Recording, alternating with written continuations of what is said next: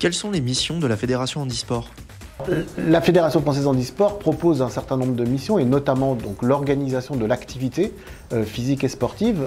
Alors ça peut aller de la découverte évidemment, donc du premier niveau de pratique pour des sports qui peuvent être en gymnase, en pleine nature, d'été, d'hiver, un peu de toute nature. La Fédération organise ces pratiques, alors à la fois la pratique loisir, la pratique santé, mais aussi la pratique compétition.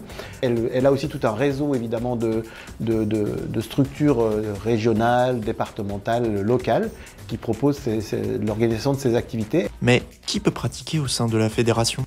La pratique compétition est réservée aux personnes ayant des handicaps physiques et sensoriels. Dans certains cas un peu spécifiques comme le basket, il peut y avoir également des personnes non handicapées qui peuvent être associées dans la pratique au niveau national, pas au niveau international également. Mais sinon, toutes les personnes qui ont un handicap physique ou sensoriel peuvent pratiquer toutes les activités que la Fédération française propose. Justement, quelles sont les pratiques proposées par Handisport? Alors, elles sont très variées puisqu'on a plus de 60 disciplines ou activités que nous proposons. Évidemment, elles ne sont pas toutes paralympiques puisqu'il y a un certain nombre de disciplines paralympiques. 80% des participants aux Jeux paralympiques d'été sont affiliés à la fédération et 100% des pratiquants des Jeux paralympiques d'hiver. Il y a 60 disciplines de toute nature. Alors ça peut aller sur des sports comme je disais paralympiques, mais aussi des sports non paralympiques. Le foot fauteuil par exemple est un sport non paralympique et donc la fédération est très largement impliquée sur de nombreuses actions, le sport, le fauteuil tout-terrain, la joëlette. Et enfin, quelles sont les valeurs de la fédération? La fédération et le mouvement handisport revendiquent 3 grandes valeurs.